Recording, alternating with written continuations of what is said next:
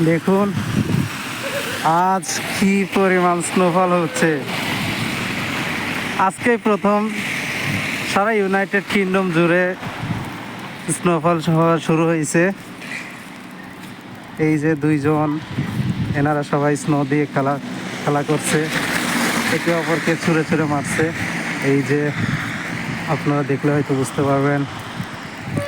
আর আকাশ জুড়ে তো পুরাই শুধু স্নো আর স্নো, তুষারপাত।